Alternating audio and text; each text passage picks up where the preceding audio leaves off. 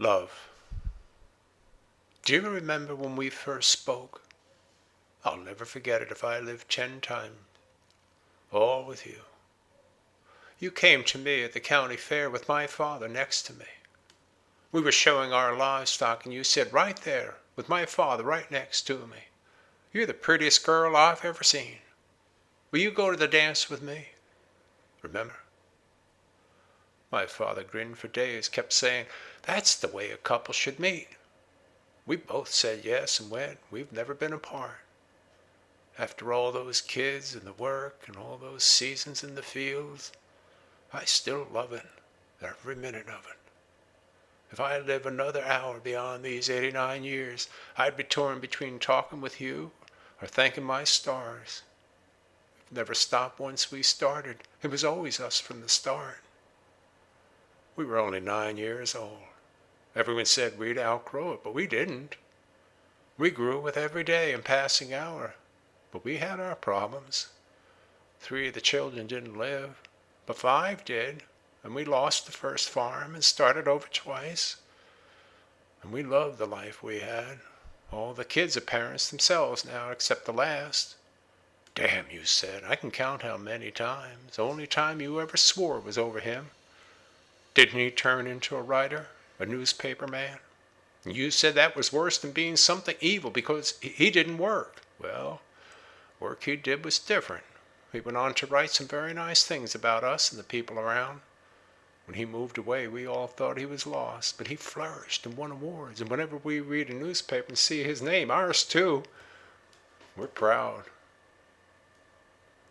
You were always one for looking on and not saying much.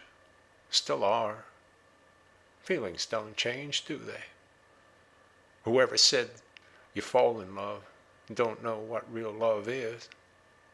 We rose in love, ever higher, and it takes courage and patience and forgiveness.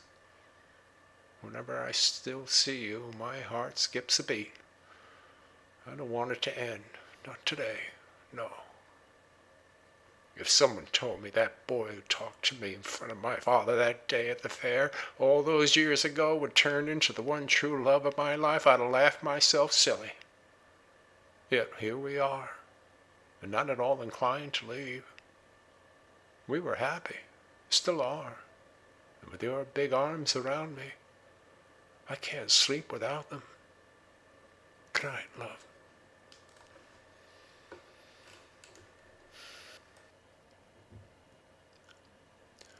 Fools.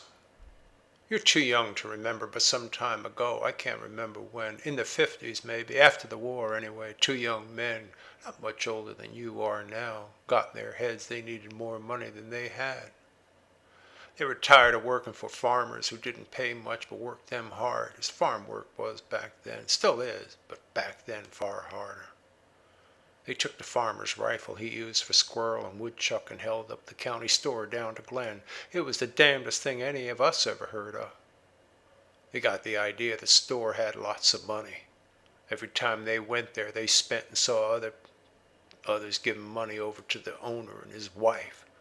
They said being on the farm all that while, working in isolation, kept them thinking that store owner had all that money hid somewhere and they were going to go get it. So they went and held the place up. But damn, so scared kids doing such a thing, the gun went off and killed the man. And when his wife screamed, seeing her husband shot dead, they shot her. Damn fools ran right out of the store without taking a thing. It's true, it's a fact, damnedest thing we ever heard of. The boy who didn't do the shooting couldn't stop thinking of it and got sick and told the farmer he worked for, who turned him in. The other one got away after he shot the farmer he worked for, but didn't kill him. Ruined them, though. Man couldn't work, and if you can't work, you can't farm. They caught him. They put him to death and gave the other one a room in prison for life. They said they wanted just extra money to go to Canada after hanging to see how people live up there. Why they couldn't stick out their thumb and hitch a ride and take a walk around and stay a while in a field like they were wont to do down here and meet folk and then stick their thumbs out again and come back, I don't know. What made them think they needed money up there they didn't have down here? Dying. It was the last thing I wanted or ever thought I'd need, living with my daughter and her husband and their new baby while I'm dying. It came down out of the air. They said it didn't, but how else does a happy, healthy man in his mid-60s come down with something that went undetected for over 40 years? How? I've learned others are dying from that damn Agent Orange too, the Vietnamese. But we didn't give a damn what we did to them. Still don't, and they're still there. We vets know what others don't or ignore if they do. That we were one damn cruel country out there in the world. Fine if you're here and have no color or white. This is the cost of not owning up to being wrong. Why?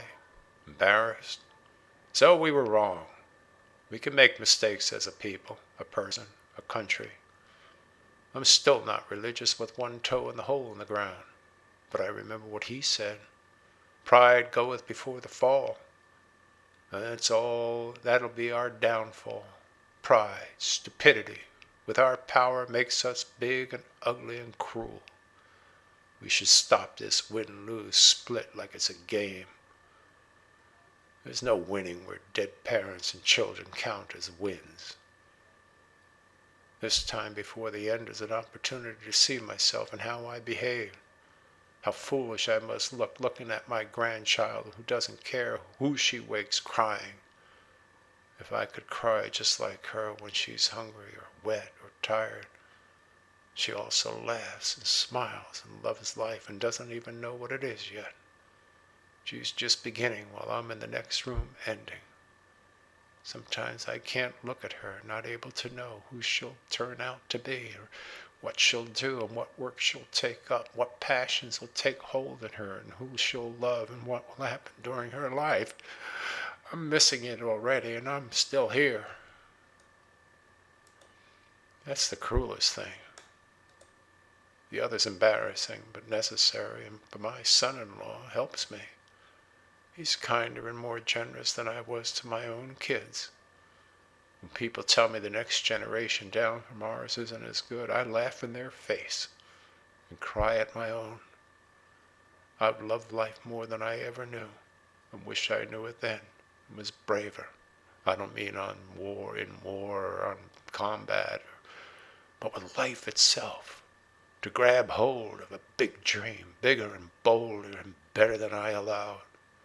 I'd give anything for one happy, healthy day now.